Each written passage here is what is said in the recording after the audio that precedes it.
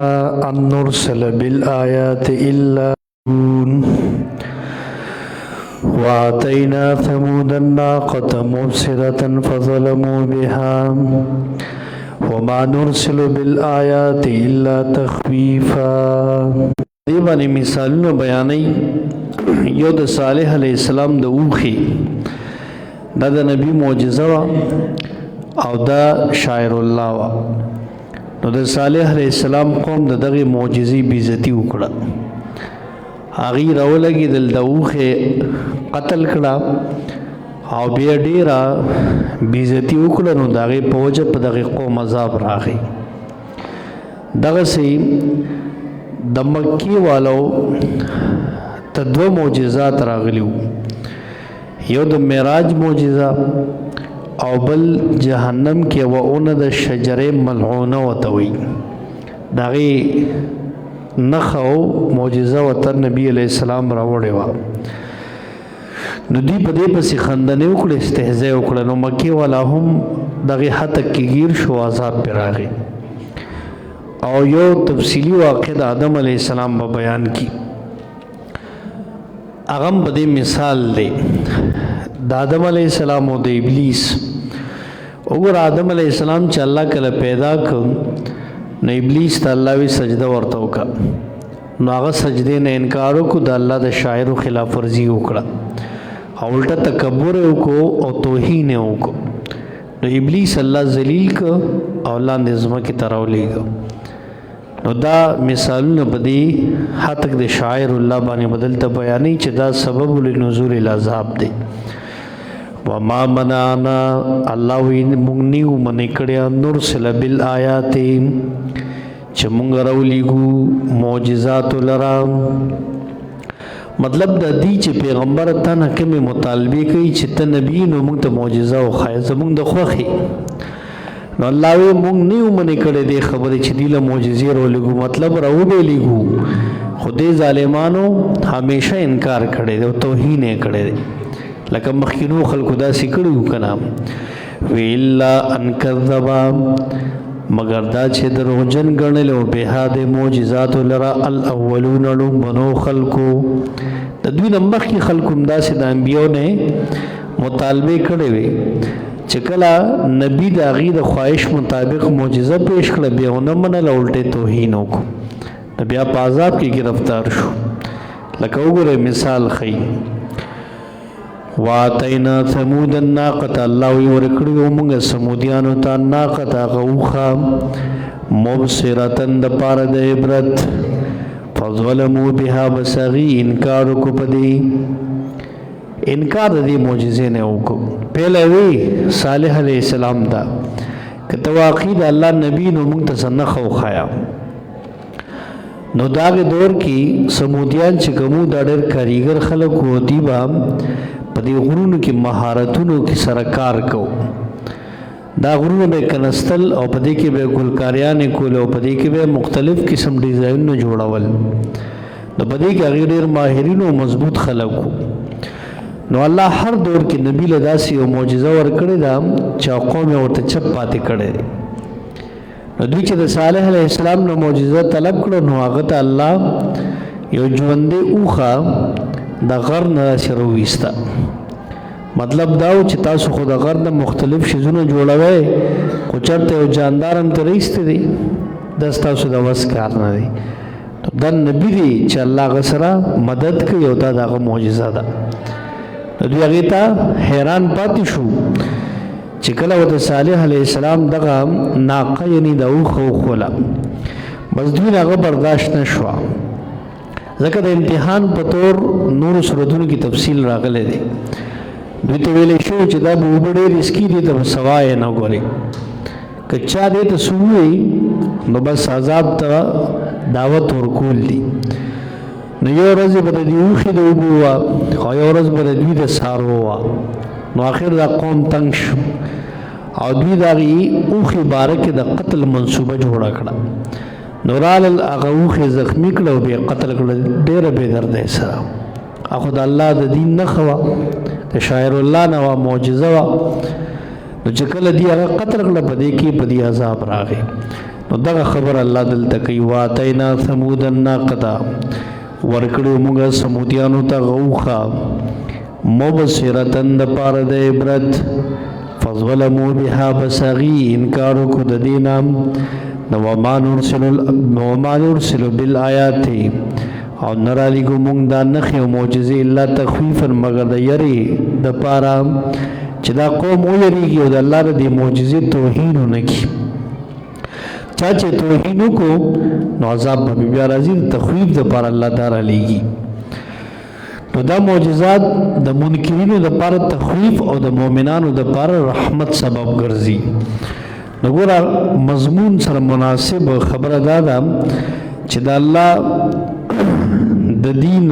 او د شاعرو د دې بیزتی بنکه کو او دکلا نو عذاب برازي دا ور کله د الله د کتاب څوک به حرمتي وکي زمونږ د نبی علی السلام په شان کې ګستاخی وکي یا د جمعات مدرسې د علماء طلبو باره کې سووي نو الله دغه سي عذابونه بیا را لیکي کنه او خلک هم ویني چې ګوره دا چل شو نو داسې وشو زمونږ په دین کې د دې شاعر ډېر احترام دی د دې بیزتی بنا کې کله دې بیزتی وکړه نو الله به تباہ کی بیا وَإِذْ قُلْنَا لَكَ إِنَّ رَبَّكَ أَحَاطَ بِالنَّاسِ دام زجر د منکرینو د معجزات ہوتا اول جمله کی ترغیب الی تبلیغ ته ورکی او بیا زجر ورکی دغه معجزات و منکرین ہوتا او اس التفات کوي موجوده مکه والو ته د دې په وخت کې دو معجزې راغلي وي او دوا شاعر دوی ته مخې ته راغلیو نو الله وی کدی موجوده مکه والو هم داسې انکارو کو څنګه چې مخکینو کړو په دوی هم عذاب ضرور لګم نو دغه معجزې اوس بیانې وایس قلنا الله یغه وخت چې موږ وی لکه ته پیغمبران چې ان ربک احاط بالناس بشک ستاره به هات کړي د په خلکو باندې مراد علم د غیب ټول الله سره دی ټول قدرت د الله دی الله کو غواړي هر ټیم په دی باندې عذاب راوستي شي اگر دې د انکار او د حال او د هر څه خبر د قدرت هم لري وما جعلنا الرؤيا الله وینو ګرځول موږ غلیدل استا التي اغلیدل ارینا کا چمغه خودلی وتا تا الا فتنه للناس مگر د پاره د ازمایش ته خلقو دا معجزه معراج ته اشاره ده چې الله وي مونږه نو ګرځول استاغه رؤیا دلته رؤیا د خوب په معنا نه دی ښا رؤیا دلته مراد حالت د بیداری کې پستر ګلیدل یعنی لیدل او بینایی تی مراد ده او دین مراد معراج والا معجزه ده څنګه بعض خلکو کدل ته خوب مراد واغست یا غستی وی نو بیا دا ازمایش نشو ځکه خوب کې سړی هر څه عام سړی ملیدیش یو عام سړی به اب خوب کې ویني چې زتلې ما او برج کم دی واس ما نه میولید نو دینه دومره تعجب سکنه کې خلک وي خوب دی مړه خدای نبی علیہ السلام معراج د اهل سنت والجماعت دا قدره چې دا معراج روح مع الجسد او د بیدارې په حالت کې شو او په دې باندې د 44 صحابه کرامو روایت دی باقاعده نو دا متواتر سند لري دا خبره نو دا داسې نه و چې نبی علیہ السلام یو خوب لیدلو بلکې په بیدارې په حالت کې تلو لکه د دې صورت په اول کې د معراج واقع مونږه تفصیلی بیان کړی دا خبره مونږه تکړم دا نو ندی ګرځولې مونږ نوریا مطلب خوب نه لیدل ستا خان دا معنا بکوي مونږ ندی ګرځولې غلیدل ستا التی اغلیدل ارینا ک چې مونږ ته خود لیدي الا فتنه للناس مگر د پارا د ازمایش د خلکو ځکه نبی علیہ السلام چې دومره لګ وخت کې دا دومره غټ سیر وکړو دا مسجد حرام نه مسجد اقصا پورې او بیا د مسجد اقصا نه واسمانونه او بیا بهت راغي سدرۃ المنتہا پوری زی ته جنت جهنم تذکره او سیلونه کوي او حالات ګوري او بیا راضی په دې دومره لګ وخت کې ومغه شپه کې نو بعضې منکرینو چې دا واورېدل نو هغوی انکار وکړ، استهزا یې شروع کړه چې دا نبي علیه السلام نعوذ بالله دروغ وایي چې دا دومره لږ وخت کې دا دومره عجایب دي ولیدل. نه خو د الله نبي دی په طور معجزه ده، الله ورته خولی شي په دومره لږ وخت کې، الله به وخت ودرولي، الله ته څه بعیده ده. نو الله نبی علیہ السلام نه د معراج دا معجزه ورکړه، دی کتل چې دا خلک مني او که نه مني. نو کومو خلکو چې ونه منله الله هغوی تباه کړل که نه، توهین یې وکړو، هغوی استهزا وکړه، انکار یې ترې وکړو. امام بخاری دلته د ابن عباس رضی الله عنهما هم نقل کوي هي رؤیا عین، دا لیدل بالکل په سترګو باندې و، داسې خوب نو، دا بالکل په سترګو لیدل و. او ورپسې وایي والشجرة الملعونة، او هغه ونه لعنتي یعنی چې بده ویلې شوي دي فی القرآن په دې قرآن کې، شجره ملعونه دا په جهنم کې یوه ونه ده. سورہ صافات آیاتونه چې کله نازل شو 62 نه 64 آیاته پورې پای کې د دې ونه تذکره ده چې جهنم کې وونه ده، شجره ملعونه نوم دی. نو بعضې مشرکانو چې دا خبره واورېده نو یې خندنې شروع کړې، وایي زموږ جهنم کې چې ونه شته نو موږ به نه سوځئ. مطلب دا چې ونه نه شته نو ونه نه سوځئ، موږ به سوځئ. نو یې داسې یو استهزا جوړه کړه. نو الله ورته وایي داسې ونه نه ده چې ستا د دنیا د ونې په رنګونه ده چې اور بیا سوځي، یا خو د اور نه جوړه ده، کم شی چې د څه نه جوړ وي هغې نه سوځي. اوس د اور نه یو شی جوړ دی نو اور یې نه سوځي، دا خو جوړه د اور نه ده. او دا د جهنمیانو خوراک دی، هغه تریخ. نو دا مطلب نه دی چې ته وایې دا به د دنیا غوندې ونه یو بس هلته دا نه سوځي موږ به هم نه سوځي، دا دي خندنې وکړې. نو الله وی د دې بد صفات مونږ ذکر کړي دي په قرآن کې، سورہ دخان 43 نه 46 آیات پورې بیا راغلي دي. خره دې متعلق تاسو لږ وګورئ سورہ دخان، سورہ دخان راوړئ راشي 20مه پاره سورۃ دخان.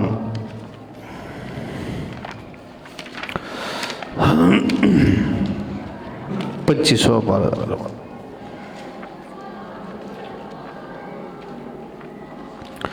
پدې کې الله رب العزت د دې اونې تذکرہ کړی دا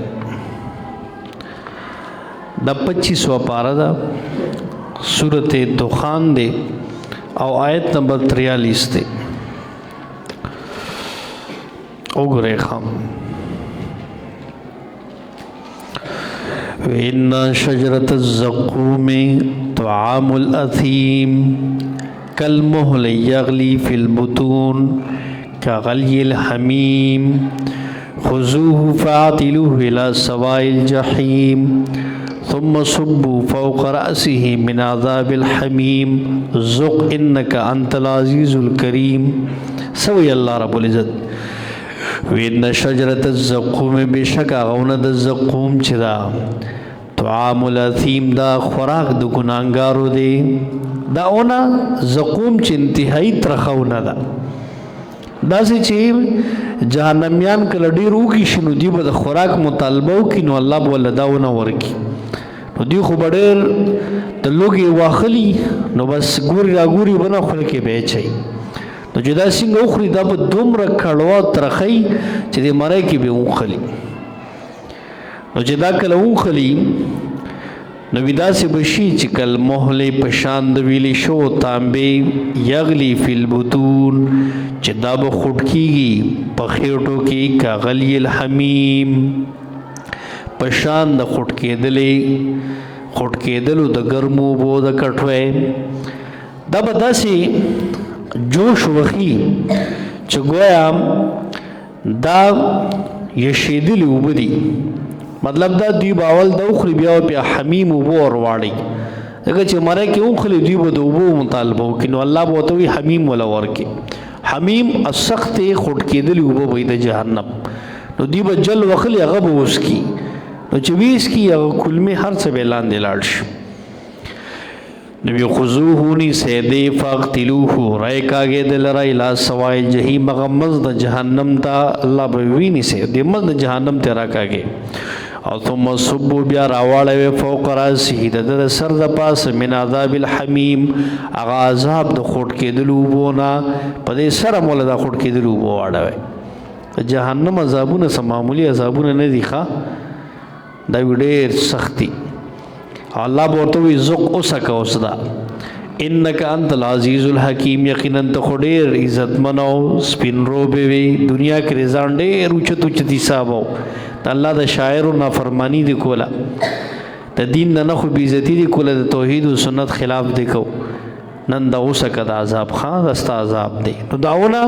تذکرے پا قرآن کی دا سراغلے دا خان اخپل زیتو گورے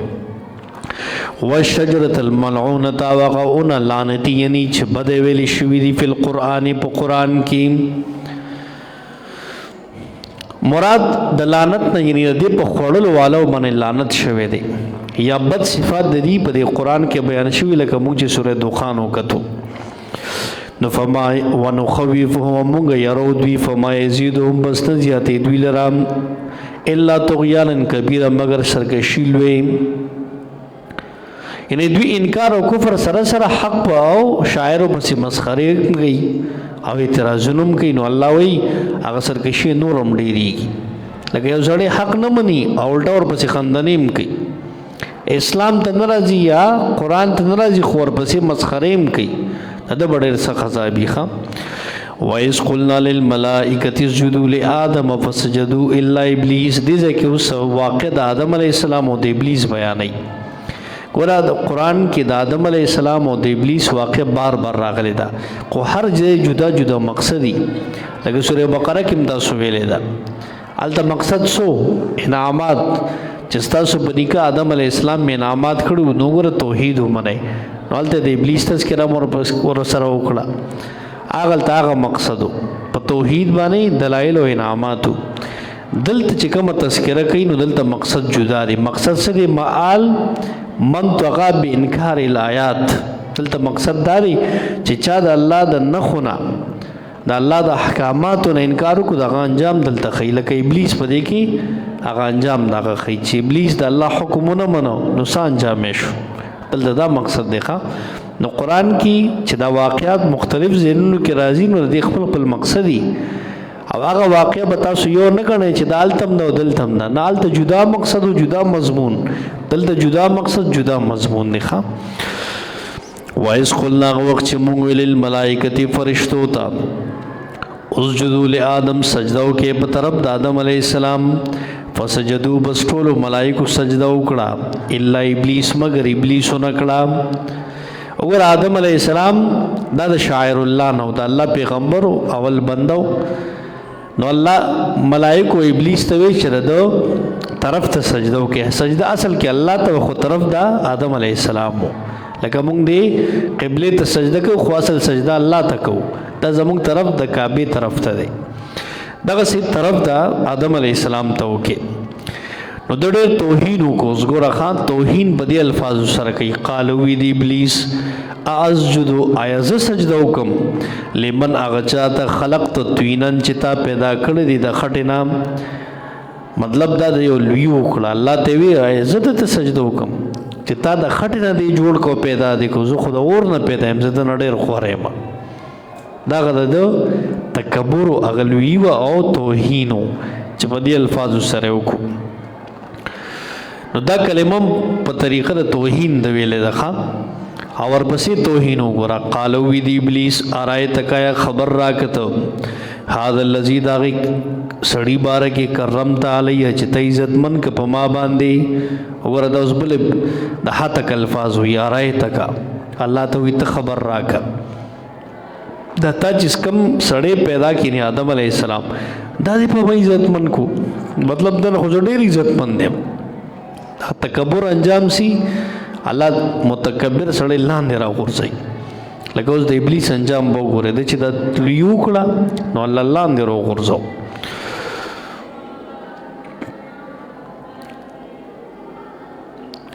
لاین آخرتنی دیوس الله ته وی کتا زروستو کړم یعنی مهلت ترا کو الی یوم القیامت تر روز د قیامت پورې لا احتنکنا نو قام خازب بی خوب اسم ذریته د اولاد الا قلیل مگر لګ الله ته وی زبر د همیشه خلاف کوما کتا ز مهلت ترا کو او زه روستو پاتې کړم نو زبر د اولاد بی خوب اسم او دا حسد ابلیسو کو آدم علیہ السلام سره داغه د عزت د وجنه کم چې الله ور کړو نو ګور الله چل عزت ور کړی نو تو سره حسد مکوا دام الله سره مقابله تکي دا مال دولت حسن صورت صلاحیت دا سچې می نعمتونه د چا ور کړی بندله دا خو الله ور کړی او چې تو سره حسد کې نوستا مطلب دا چې الله تعالی دا ولی ور کړی دي او ته څوک چې په الله اعتراض کې نو حاسد سره الله سره جنگ کوي الله سره څوک جنگ کولی شي نشي خو ځان بغیر کوي کنه حاسد همیشه ناکامي ځکه دی اسی پسخي کی ځان ویلی کی د الله نعمت خو ختمولی څوک نشي الله وی چې زه چاله سور کم نو څوک ته غستی نشي او چا باندې سبن کم سو کې ورکول نشي دا خو د الله قانون دی الله قدرت والا دی نو دې سړی موسی الله آدم علی السلام له عزت ورکو ابلیس حسد شروع او دا سی خبره وکړي دا الله احتنکن نام دا د خنق ندی بمانه بخکندی یعنی زبر د اولاد په شرک او کفر کې مبتلا کو موسته عبادت ته نه پریدما او دا خنق چې کم دی د اس د خلیت لگا مچول تم وی مراد زب خپل قابو کې راولم نه دا اولاد الله ته خو چې د ما دنیا د خلافت د پر پیدا ک خو زبر د اولاد ستا عبادت او توحید ته نه پریدم زبدي کې قابو کوم نو چې کوم خلک په شرک او کفر او په ګناهونو کې مبتلا دي شیطان قابو کړي شیطان قسم کړو لا تنکن زبدي قابو کوم نه د اولاد او الا قلیل سوا د لګونا لګ بداسي وی چې به عبادت گزاري اطاعت گزار وي اب زما پنځ کې ناراضي نور بټول داس کوم او دینه مراد د قلیل انبیاء کرام علیهم السلام دي سوره هجر 50 آیات پتاي سره او چې دا خبره وکړه نو الله او زله جواب ورکړي دا تخویب ته شیطان او داغه تابعدار ہوتا قالو وی الله اذهب زولال شا فمن تبعك چا چم تابعداري وکړستا منهم د دوینا نو فإن جهنم بشک جهنم جزاؤکم سزا تاسو د جزاء موفوره هغه سزا پوره کړې شوی ذات تاسو متبعين دا بټول ز جهنم ته بوزم او پوره سزا ورکوم کمه بن کیږي ښا موفور په معنی اسم فاعل مافر یا اسم مفعول په معنا پوره شوی چې کمی او بکینه کیږي واستفزز او د شیطان د اغوا سلور طریقې خي دا شیطان څنګه خلک اغوا کوي نو الله ورته ټول چالونه د استعمال کا خو زما فیصلم دغه نو د شیطان د اغوا طریقې اوس د یاد کې تاسو باندې پیژنې خام یو واستفزز او خیوام من استطاعت سوک چستا طاقت منهم د دوی نه به صوت ک بد خپل आवाज دی یو طریقه د شیطان د اغوا صدا به صوتک دی خپل आवाज خلک گمراه کوي او خوایي ابن عباس رضی الله عنهما وی د صوت نه مراد دلته کل داع يدعو الى معصیت الله هر دای چې خلک گناه ترابلی بس دا د شیطان आवाज دی اوس ګوره کم ملګری کم سړی ستا کلاس فیلو ستا په محله کې ملګری وغیرہ وغیرہ تا د ګناه طرف ته راکاږي نو دا شیطان لګیا دی دغه आवाज پسې ته ځي دغه د شیطان आवाज دی او امام مجاهد رحمه الله وی ابن کثیر معلم التنزیل دغه قول نقل کړی دی وی دینه مراد بالغنای والمزامیر د دینه مراد غانې بجانې موسیقي د شیطان आवाज څه دی دا غانې بجانې د عشق مجازي ولا غلط الفاظ خلک چې ګناه طرف ته مایل کوي لکه سړی معشوق ته لګیا یو نامحرم ته غلط الفاظ وی غانو کسی خو نامحرم د غلط الفاظ استعمالي کړي دغه غنور سني دا خلک ګناه ته مایل کوي کله دا محبوب هغه مختلف احوال ذکر کوي ته داسې او ته داسې نو خلک ګناه طرف ته راکاږي نو دا سری دا د شیطان صوت دی دا د شیطان आवाज دی ښا دا مفسرین وایي او ابن قیم رحمه الله بدایع و تفسیر کې لیکلي دي الغناء صوت الشیطان غانه بجانه د आवाज د شیطان دی اوس کوم سړی چې غانه بجانه اوري نو دا شیطان په خپل आवाज دوکه کړی دی دا غانه بجانه دا د شیطان आवाज دی دا بازه په کلا را پاسي د ملحدین ویجی غانه بجانه د روح غذا ده دوست ډیره سخت خبره ده ګناه ده د روح غذا قران دی اوس دې ظالم دا صرف براینا مسلمان دی صرف نومه د مسلمان دی نور ته پته نشته قران چته نه دی ویلې روح غذا الله وی قران دی ته روح علاج په قران کې کیږي دا نه چې په غانو بجانو کیږي ستا په دې مجازي الفاظو په دې غلطو دا روح غرقي روح بیماری دا خو ته د ګناه طرف ته راکاږي څنګه د روح علاج ته د روح علاج دی ته چې ګناه کې مبتلا شي وګوره ته قران ته ناس استا د روح دلته علاج کی ته د جنت د آخرت د مرګ هغه یادی دلته دستا د روح علاج دی کنه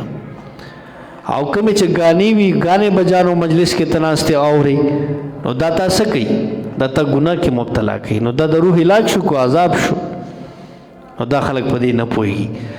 او خلک دوکه کړی دی ویره جی ټنګ ټکور او دا دونه څه خبره نه دو خیر دې کو یو مجلس کې کینو خیر دې یو غانه مان دا سی ورو دا نن سبا نام نهاد خلک په دې باندې ډیبیټونه کوي تاسو د ډیبیټ خبره دا خو صفا خبره ده چې قران کړي د روح علاج قران دی او غانه بجانه د شیطان आवाज دی ته عمدا خبره ده کړه خو چې قران دی نی ویل نو ړون به کنه از براینا مسلمان به وای ځان د مسلمان کړه قرآن چې سترګې په دې کولوش چې قرآن دی نه ویلې د ایمان نه دی دا بر ډګمګوي تاسو وایي چې زه کلک مسلمان یم نه قرآن وایي په ترجمه تفسیر او ځان به پوي کړ دې په مقصد بیا وایي زه کلک مسلمان یم بیا به عملم کې نو الله وایي شیطان تکړه شو خو یو دا غسوک چې ستا طاقت دې خلکو نه په خپل आवाज دی زته غانه بجانه او دا کارونه کوا زما نیک بندگان ستا طرف ته بنا راځي اب کلکی ښا دویم د غوا طریقه ده خی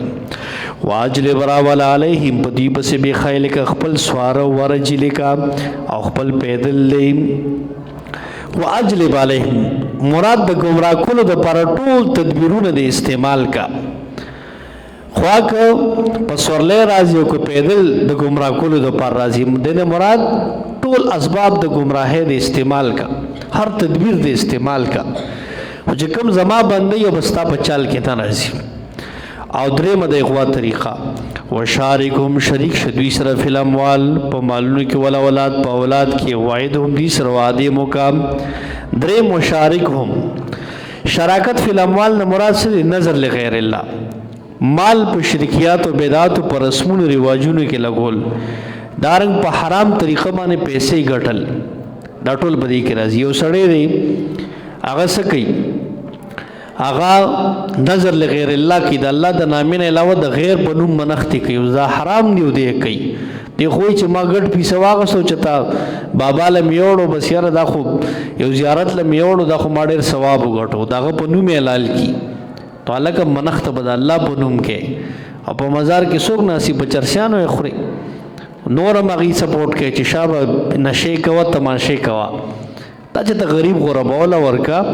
د الله په نوم به منښت کې د غیر په نوم باندې کې او دا به خوریم باغ چا باندې کوم چې ضرورتمند مستحقی دا نه چې ګناګارو له ورکه چې شابه خمول شي ګناونه کوي په مزارات کې ټول چرسیان ناشتي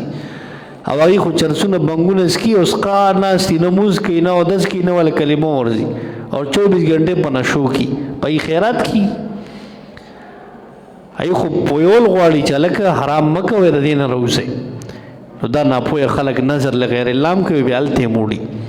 نو دا شیطان د دې په مال کې شریک دی مال ولا ضایع کوي دغه سي کم د ګناه بکار پیسې لګي دا ټول حرام ده دا په ودونو کې خلک پیسې نولي دا په اجلاګانو پیسې ور کوي دا په تماشو پیسې ور کوي دا رسمونه رواجونه په دې غم خادو کې چې دا څومره دي. دغسې حرام طریقې باندې کسب په حرام طریقې څه دی؟ رشوت، سود او هر ناجایز شي باندې چې ته پیسه ګټې، بس دا سره شیطان د سره په مال کې شریک شوی دی. نو دا د شیطان د اغوا بله طریقه ده. او دلته ویلي شراکت فی الاموال والاولاد، شریک شدی سره څه؟ شارک هم فی الاموال والاولاد، په مال اولاد کې. نو مال خو تاسو وره د اولاد کې څه مراد دی؟ په اولاد کې وی شرکت دا دی چې کله الله اولاد درکړي او ته د الله نه سوا غیر ته نسبت وکړي. اولاد الله درکړي او ته لکه پیر بابا اولاد راکو، پلانکی سے پیر لتلې او مو غرب لار اولاد راکو. اوس الله اولاد ورکوونکی رتا دا الله دا صفت بل ورکو، دا د شرک کو په اولاد کې د شیطان شریک کو. دغه سي خپل اولاد له غلط نومي خوستل چې شرکی نومي، دا بعض خلک نوم کې دي نبی بخش، او څوک نوم کې دي بند علی، او څوک کوئی عبد الرسول. د دې معنی سړي خبرې نبی بخش، نبی بخله دي، بخل الله کوي. او دا الله صفت نبی له ورک. بند علی، مونږ بندگان د الله یو، دی وینه د علی بندا، د شیګان د سینمونه یک دي. دا سيزونه سړي د په اولاد کې شیطان شریکول دي. اوس دې نقطو ته چا خیال ني، بعض خلک کوئی نوم دې کنه مړه دې کیسه دي. او بعض خودره نه پوي قران کې ویل کټول د الله نوم دي چې د فرعون نوم براوانه لغم پوزوي کې نه دي. فرعون هم په قران کې دي. نه ته وګوري د انبیاء کرام علیهم السلام نمونه خو د جنت نمونه بهترین هغه وګوره، د صحابو نمونه وګوره. نو بعض خلک په دې نمونو کې مس شي هغه به سوچ نه کوي. بامانی صحیح نوم به د اسلامي ولې د نوم په ماشوم باندې اثرې چې څنګه نوم د کې خو ماشوم کې باغ رنګ اثرات راځي. او چې ته نوم کې سوچ نه کې او بس مړ ورګه فلان کې ولا دا نوم کې خدا بازي مور پلار یې خپل غریبانه ولا نوم هم نیک دي، پیر بخش الہ دا نوم نه. نو ګوره نمونه مور او پلار له پکاري چې د قران او سنت موافق چته عالم سره مشورو کې رجی د زما زیو شو د لسخ استنوم تاسو مونږ ته وسورا کې چې مونږ لکیدو. دا نه چې بس بازي خلک د خپل اولاد د نوم نه خبر وي، دا ولا فلان کې خو بس یاره بس ټیک ته ماما ولا کې خطر ولا کې خو نو تاسو شي ته پلار نه تموري الکه ته ولغمو کته سینوم کېدا کاغي نه پويږي ته ځان دا علماء نه پوي کا. نو خبره مې دې پورې کوله چې په اولاد کې شرکت د شیطان د سي راضي ښا او سلورم واحد هم دې سره وادیو کا د شفاعت د الهو چې بس مړه بیاړم پار د پلان کې سي عبد المن لان دیو شیطان او تویل عبادت مکه او مړه ته خود پلان کې سره تعلق ته کنه. نو چته به یو پیر لذي هغه ته سجدي کوي، یو موږ د پلان کې پیر د لمن لان دیو او پیر شه براتوي چې منځونه معاف دي، ښه منځونه چاره وستي دي او داسې اطاعت کوي چې بس د دین نه واړی. نو داسې غلط وعده د شیطان وسره کړي. او دا بازي کنه دا سیکولر خلک لیبرل الکه موږ ولې نه کې یو چیز ډېر ښه کارونه کو بس ماته زما زړه الله ته معلوم دی.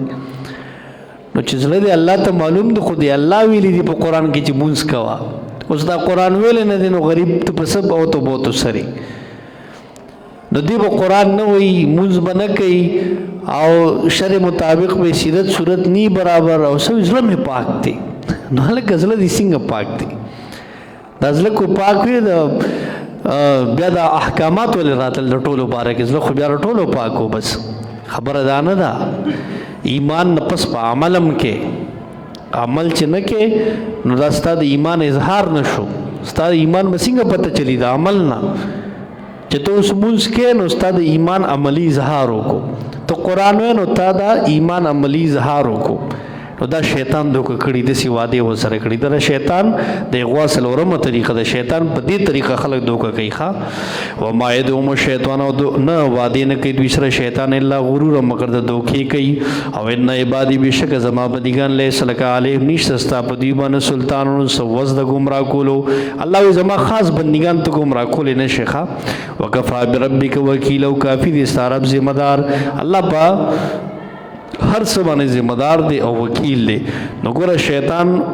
د حتک د شاعر الله وکړو نو الله ذلیل و رسوا کو. واخر دعوانا الحمد لله. اللهم صل على محمد وعلى ال محمد كما صليت على ابراهيم وعلى ال ابراهيم انك حميد. اللهم بارك على محمد وعلى ال محمد كما باركت على ابراهيم وعلى ال ابراهيم انك حميد.